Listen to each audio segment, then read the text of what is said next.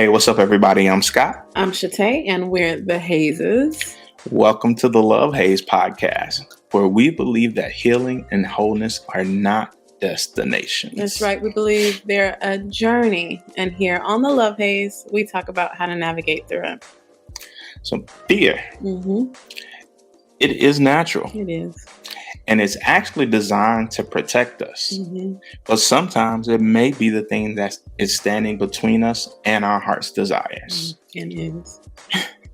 So, we want to talk about how to dismantle fear and how to just face it and do the thing anyway.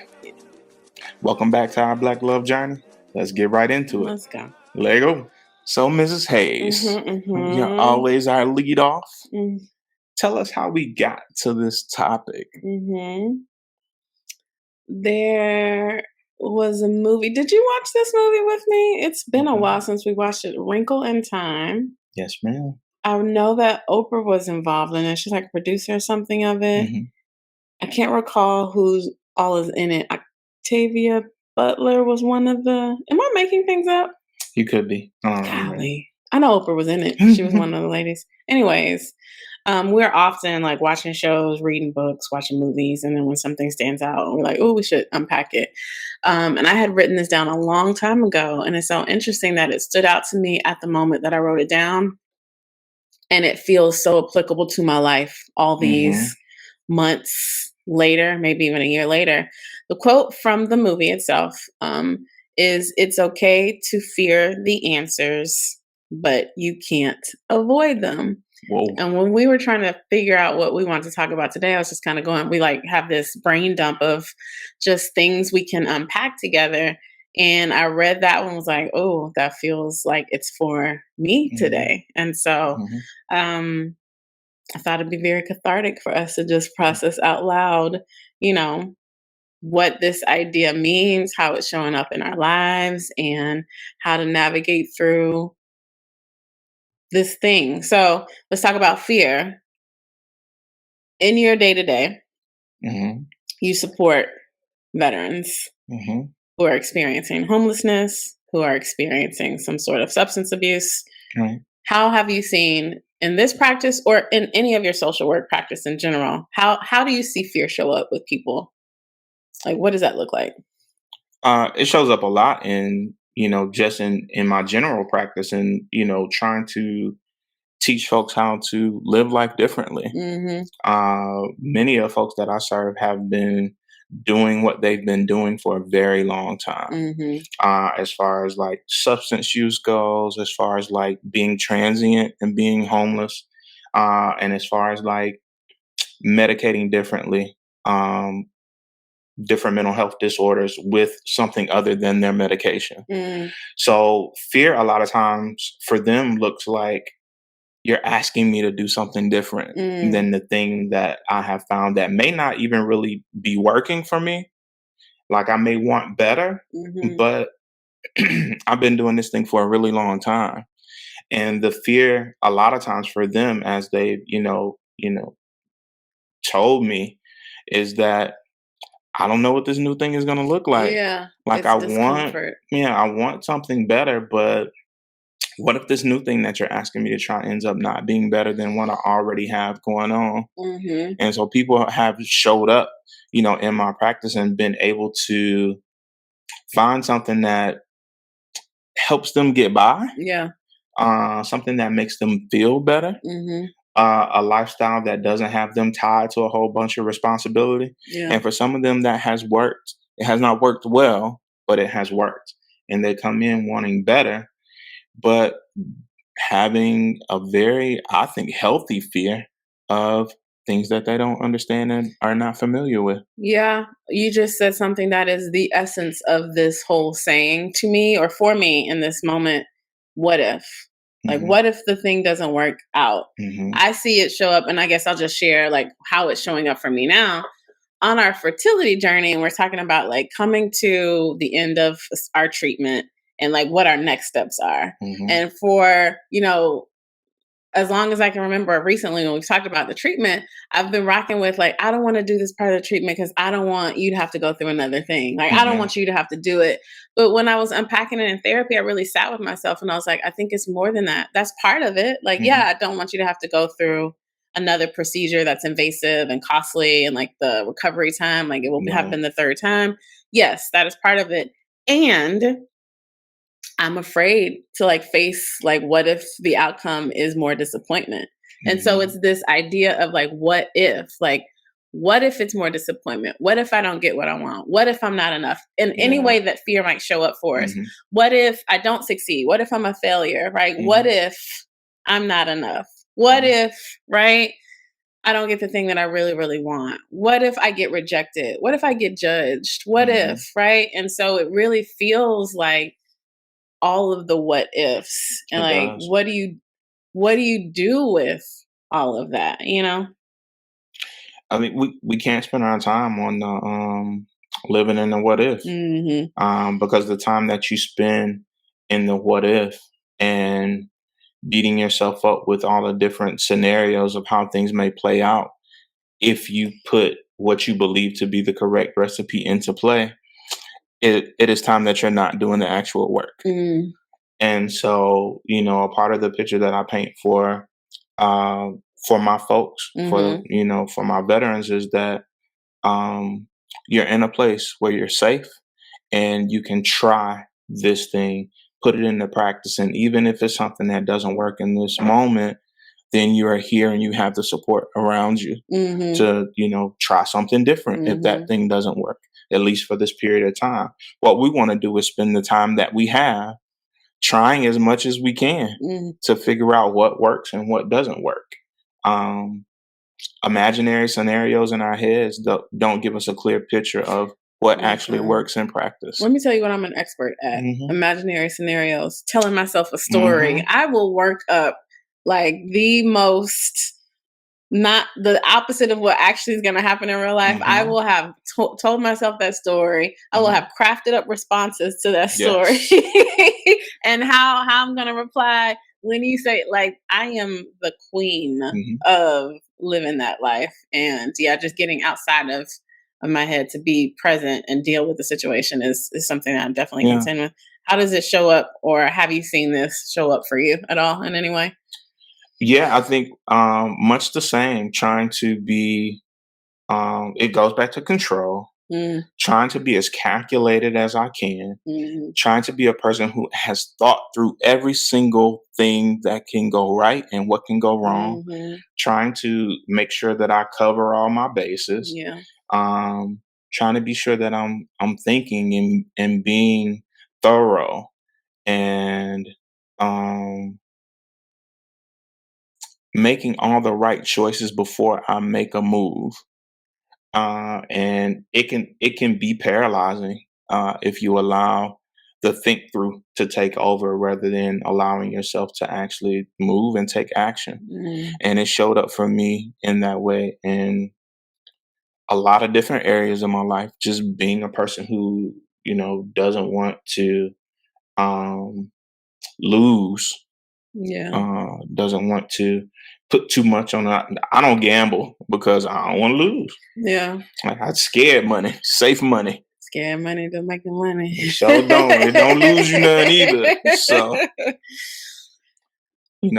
I just am a very cautious person. Mhm. I've been on the losing end of some stuff before and just not want to lose again. So fear can overtake me in that way. And it takes really some determination and some release for me to be like, I am going to do this thing Mhm. and it will be okay. Yeah. And much like my veterans have like a safe space where they can land, I have a safe space where I can land if it Mhm. doesn't work out. I have this partnership, Mhm. I have my faith, I have savings, I have all of those things. So if I try something and it doesn't work, then I can try something different and all is not lost. Yeah. I think the issue with this, I think it's natural to have these feelings. I think the issue is if you allow the fear to stop you, if you allow Mhm. analysis paralysis, as they say, Mhm. then it keeps you from what could be, well, probably what is your greater, your higher, your, you Mhm. know what I mean? In terms of your clients, like their sobriety or their freedom or their stability. In our case, my mom was like, girl, stop being scared and go get your babies, right? Like Mhm. it could keep us, if I allowed the fear to stop me from actually turning over every stone, which is what we want to do. It could keep Right. you from like whatever it is, to your point in the intro, your heart's desires. And so, yes, we should absolutely be confronting our fears, but Mr. Mental Health Professional, like, what is the haze of that? Like, how? How are you supposed to just, it's easy to say, confront your fear. It is, for most folks and for me, it's the devil I don't know versus the devil Yeah, I know, buddy. right? Mm-hmm. So I know what it feels like when I have this formula, even if that formula is something that has hurt me ultimately in the long run, or if I'm just familiar with failing in this way, but being functional. Yeah. I have very many functional addicts on my caseload, folks Mm, who have been able to have marriages, build lives, have homes, all of those things, and have lost those things at some point, but are trying to figure out ways to where they can still go back to functioning and just not lose as much as they mm, have in the past. mm-hmm, And for them, like the idea of having to talk through their feelings mm-hmm, rather than medicate them, having to actually have conversations with like their partners and their children about the things that they experienced in war. Um, mm, it is the idea of that and perhaps being viewed as less of a man or mm-hmm. less of a woman or less of a functioning adult to say that I have this mental health thing going on with me that sometimes causes crippling effects in my life or Mhm, sometimes I need help with. mhm. The idea of having to do that is much scarier for them rather than it is to go and smoke and just feel better, to Yes. not have the flashbacks, right? So it is. I know what it feels like when I go sneak off and I get high and I feel better at least for a little while. I don't know what it's going to look like if I tell my partner that um, I had this flashback and I felt like I wanted to hurt myself or I wanted to hurt other people in the home. They rather pack that thing down than the fear of the unknown of how my partner or my children will respond if they know this thing about me. Yeah, yeah, so the self-medicating, the abuse Hmm. is the avoidance, quite honestly, Hmm. yeah, and I think we all have a version of that. It just might not be as, physically harmful, but, you know, um, just putting it off as like, "Oh, we're not gonna do it because, concern from our Hmm. partner," is avoidance, right? Yeah. Just, like, anything that keeps us from facing it. The haze, um I think on my end with like confronting it is the amount of it's the lack of control. Mm. Like you said that. It is the discomfort of like I'm having to trust something beyond my Yeah. control. I'm having it just the feeling of fear itself is a haze. It's like Yeah. it's just scary. And I think the more that you confront it, I think the more you just build those muscles and it becomes I don't want to necessarily say it becomes easier because I've faced a lot of fears over my lifetime and there is still this like Yeah. thunderous heart beating in Mhm. my It happens chest every every time. single Mhm. time. Like, and I'm someone who was like performed in front of like tens of thousands of Mhm. people. And that feeling of just like, right, Mhm. your heart about to come out of your chest every single time before I go on stage or before I do anything that's scary, it is still there. So I have worked up the muscle to be able to just like use that almost. Like I'm Yeah. going to do it anyways. But something about, I don't know if it's like just being older and having lived through so much of it where I'm just kind of like, okay, I'm tired, I'm tapping out, or Mhm. the stakes are higher here, right? Like, Mhm. I know what's on the other side of a beating heart like that in terms of performance. I know that high of fulfillment. I know that just like the rush of just I don't know. There's like a zone that almost is like a quiet even out on the other side Yeah. of that heartbeat. But this feels almost petrifying because I've Yeah. remembered, the disappointments before, or yeah, it's just the stakes are higher. And so it just feels harder. I think also there is a fear of being seen, right? What if they see me? Mhm. Um, and not only what if they see me, what if they see me like not be great at this? Mhm. Um, for me as a man in particular, it is what if they see me not be perfect at this thing? Mhm.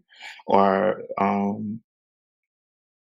with people who know you and love you and respect you for the successes that you've had. And even I hate hearing people say like couple goals when they mention us. Mhm. And that's so triggering for me. Yeah. Um, all of those things, because what if we face a challenge in this marriage and this doesn't look like couple goals? What if we meet something that is bigger than us?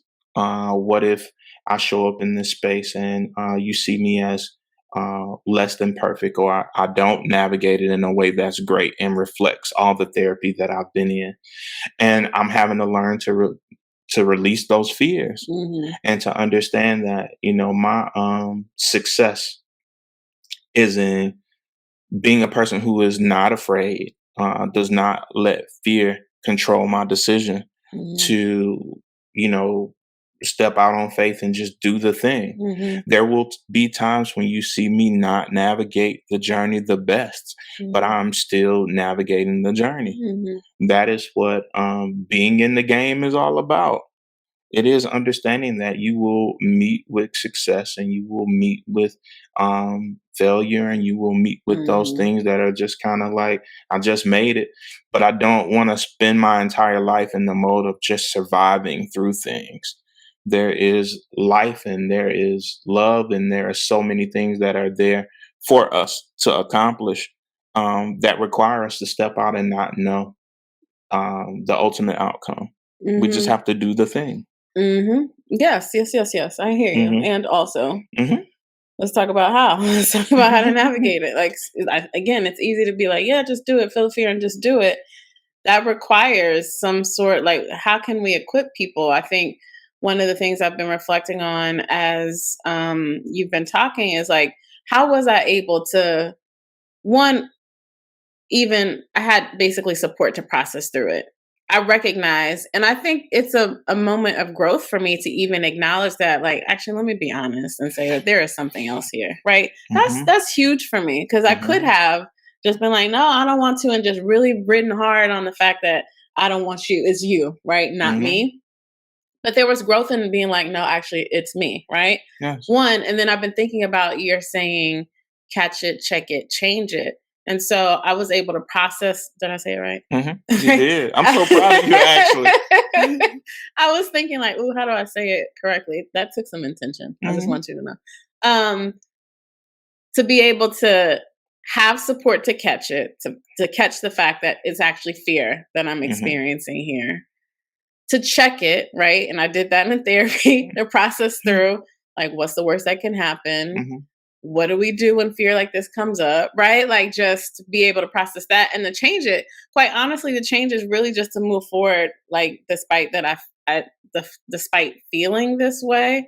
But are there anything else you can think of to add in terms of how we can actually help people push past it, confront the fear, maybe even use it um, in the situation instead of I think avoid it. that normalizing fear as a part of any process, Mm. like it is human to feel fear. It is Mhm. human to have some anxiety around, and being able to feel your feels is okay. Yeah. I have so many of my folks who write these perfect recovery plans that involve total avoidance, Mm. right?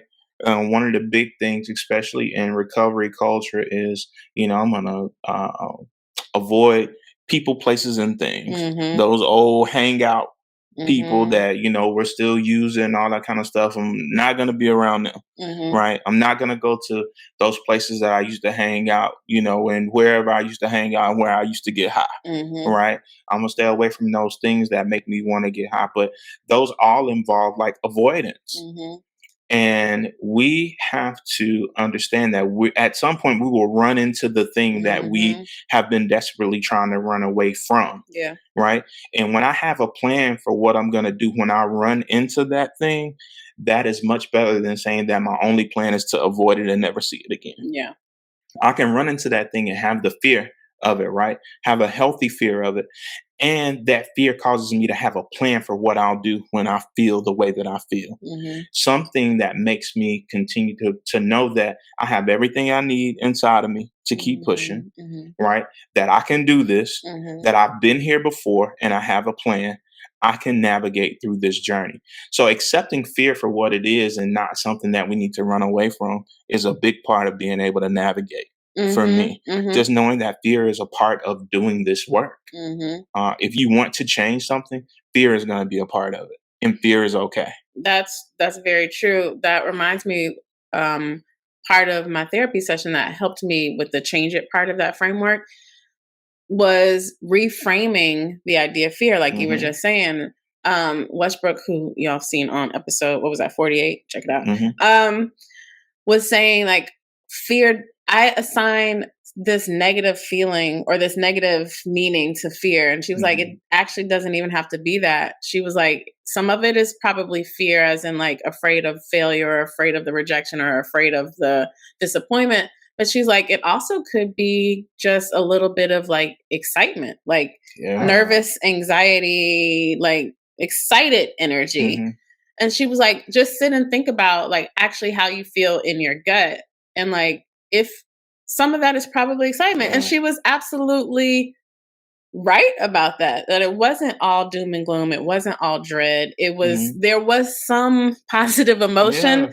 in that. And I just bottled it up with like this negative fear and that I wanted to avoid. But actually, Yeah. leaned in a little bit more, got a little closer, it was like, actually, I'm ready for it, It'll help us too to reframe in that way. Like if my anxiety is more about like what they gonna do to celebrate me, shawty, because I'm about to win.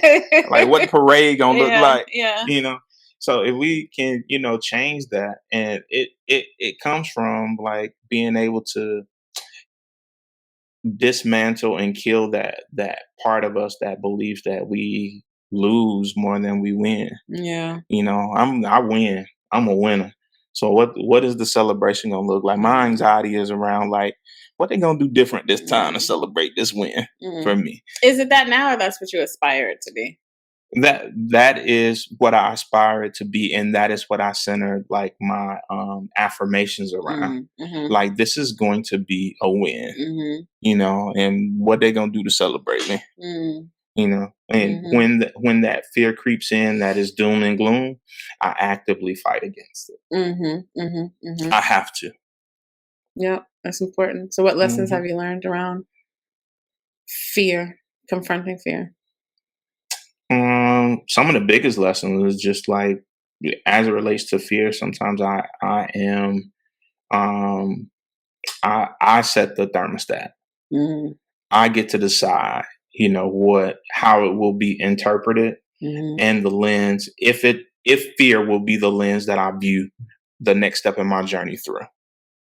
Because fear can be there, but it does not have to be the lens that I view the next step in my journey through.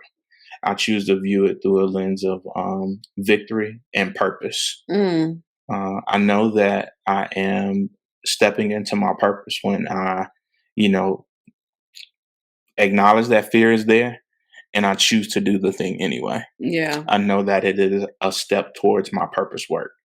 Whether it's towards impact, in my mind, sometimes I want to believe that I am impacting the world and impacting community. But we've said before, sometimes when we listen back to these episodes, it is that it is impacting us. Us. It is Mhm. a word that I believe that our higher power has given to us to prepare us for the next step. And that's a part of the reason why I don't worry that much anymore about how many people are listening here. If it is just helping us, then that's cool too. Then well done. Well done. Yeah. What about for you? Also really cool that our babies will have like this time capsule conversations from us, which is kind Hmm. of dope too. So Yeah. for me, the lessons learned, I'm processing actively now in the moment. It feels like, I guess the biggest lesson is that the fear does not go away. Like it doesn't Hmm. diminish, you know? Hmm. And I guess because we evolve and it's not like we're doing the same new thing over and over. So if I were constantly just doing the same thing, I heard Beyonce say once before, like after a while, like going on tour, it starts to feel boring to her. But I Hmm. imagine at some point there was this like anxiety and fear and nervousness around like, will they Hmm. receive me? Well, how will it go? But now it's just like it's not new anymore. Hmm. And so I guess the fact that the fear will never go anywhere. Hopefully, if we continue to do new things. So that's the first lesson. Fear is not going anywhere. Two, I think what I'm learning is that my response to fear can even change and shift as I Yeah. grow, as I evolve. That's Hmm. something I think I didn't expect. As I get wiser, it's interesting that I guess I'm not as fearless as I was when I was in Hmm. my 20s. I've done a lot of reflecting over younger me, and I'm like in awe of her, like Hmm. her fearlessness. Like who moves across the country by themselves Right. to go after a dream that she knows no one in her life has done, Hmm. you know, with limited resources and like $300 in a savings, Right. a car that was like on its last leg, no internets or laptop, you Not know? the internet with the S. It's just like, who the audacity of Yeah. her. And the fact that I've just, yeah, as I've gotten older, it's kind of like I've not been as keen to take risks as big as that. Hmm. So, yeah, one that the fear never goes away, and that even my response to fear shifts as I change. Wow. I really respect that, the audacity of her. Don't we all want to tap into that type of like, that youthful Yeah, audacity to where we would just do the thing? just out here, Yeah. just But I still can go back and, what propels me past the fear now is still that understanding that I gotta, and I imagine that it prepared you and equipped you to be able to take those big leaps where you knew that there was a place for you to land. yeah, You that's know, true. That's true. we Yeah. talked about in one of our past episodes about, having the safety of being able to return to our parents' home, even when we Mhm. felt like Mhm. failures. Mhm. Like if I leap, I have established a safe place Mhm. for me to land. Yep. Even if I don't land in the way that I want to land, or if it doesn't work out in the way that I want it to, I have built up some equity Mhm. in a safe space Yeah. to where I can afford to take this leap. I can do this thing and I'll be okay. And to have the unmitigated gall to jump out there and just do the thing and believe that I'm gonna be okay. I think that's amazing. That's true. I did know that if it didn't work out, I could always go back to Houston to my parents' home. Hmm. I did have some Hmm. family there, like my grandfather's family was there, and I had people to check on me, so it Yeah. wasn't like I was out there completely alone. So yeah, I had a Yeah. safety net, I Yeah. guess. Not in resources though. It wasn't like if this don't work out, then I can fall back on like Yeah. you know, my parents, anything. It was still like I was going to have to start over somewhere. Yeah. But I had the support and the community and the love I needed if that didn't work out. Which, yeah, I left maybe 4.5 years after that. Went Yeah. back to my mama's house. Mm.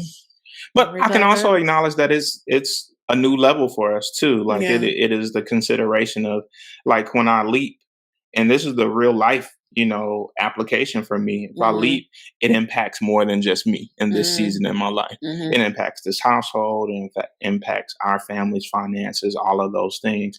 So we consider those things more than we Yeah. did, when we were Yeah. in our 20s and all that kind of stuff. Like I'm responsible for some stuff around here, Exactly. you know. That's true. That's very, very, very true. And I I think that that's normal and that's okay as well. Like we have grown, so I want to be able to tap into a little bit of that Mhm, audacity, mhm, but it'd be mhm, smart too. mhm, So, mhm, mhm. um, any other thoughts on how we navigate it or other things that have come up for you as it relates to fear? No, this was helpful. Like, help me get it out. Yeah, yeah. I'm a person that likes to process things out loud, maybe a couple times if I'm being Mhm, honest, before it's like completely out of my mhm, system.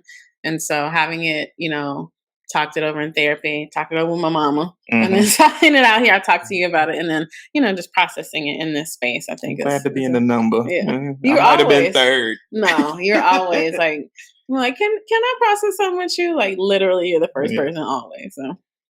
Uh, for me, I think the other part that I always have to throw in is just for me, it is the difference between learning how to survive things and learning how to lean into thriving.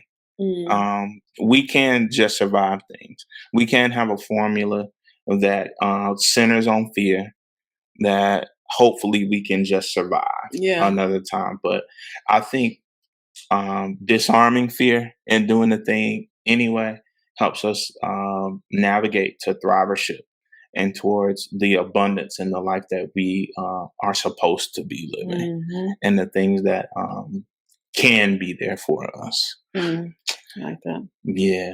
All that said, it's time for music for the moment. Turn up. I'm changing mine at the Mm. last minute. So I had been rocking with Fear by Kendrick Lamar. Mm-hmm. But I don't have like a relationship with that song for real. Mm-hmm. I just looked it up and it was like, oh, I like Kendrick and the song is appropriate. So I think it's worth an honorable mention. But what I'm really feeling in my spirit most at this moment is Dwele. Like I Mm. just woke up with Dwele in my spirit and I really just want to add him to the playlist. And the song that keeps resonating for me is Open Your Eyes. And I Mm. know that song feels more like a love song, and he's like, let me show you, like, open your eyes. But it really can be relevant to this conversation around fear. It's just like the whole idea of catch it, check it, change it. You see how I just actively slow down and say it? But like opening your eyes to like, okay, what is happening to you? Acknowledging this fear, and like Mm-hmm. trying to usher towards a different outcome or an openness to something different and not Mm-hmm. letting the fear of whatever, Mm-hmm. right, keep you stuck in the stuck place. And Yeah. so I choose Dwele. Open your Okay. eyes. What's your song? Come on, pivot away from Yeah. what you said in the beginning. Um, Mine is gonna be King Combs. Can't stop, won't stop. Can't stop, won't stop, bad boy. I like that little Yeah, song. I do too. Yeah. Yeah, remade it, done a song and Yeah. everything, Yeah. and it's a bop, Yeah, as it the is. children say. It's a bop. But really, just this idea, like no matter what, man, can't stop, won't stop. Mhm. Like, and that's what I have to tell myself. Like, if I allow fear to take a hold, then I will stop. Mm. And there are things that I'm supposed to be doing right now. Mhm. So can't stop, won't stop. King Combs. That's the groove. Turn up. Already. All right. Well, this has been a very cathartic conversation, as I said. Very helpful. Process out loud. See what y'all could be doing in therapy if you find yourself a therapist. But if you're joining from where are we, babe? YouTube. Please like We and subscribe. everywhere. Yeah, we are. Please like and subscribe to the channel. Leave us some comments, share with your friends. And if you're joining from everywhere else, iHeart, Amazon, Spotify, Podchaser, I don't even know. No, I'm Mhm. forgetting Apple, Google, all the places. You can follow us. You can like our episodes, share with your friends, y'all. And let's just affirm and empower the wholeness of our community together, right? Yeah, And like we always say, life will life. You know, life will always present you with a haze, but we have everything we need, every single thing to navigate through it. absolutely we do. And no matter what, we're down to take this journey together. Mm-hmm. So let's navigate it as a group. You are not Um, alone. don't- that's song number 3 that you got to. Join us next time, y'all. Mhm. We'll take this journey together. We appreciate y'all. Peace. Holla. Why'd you take so long to come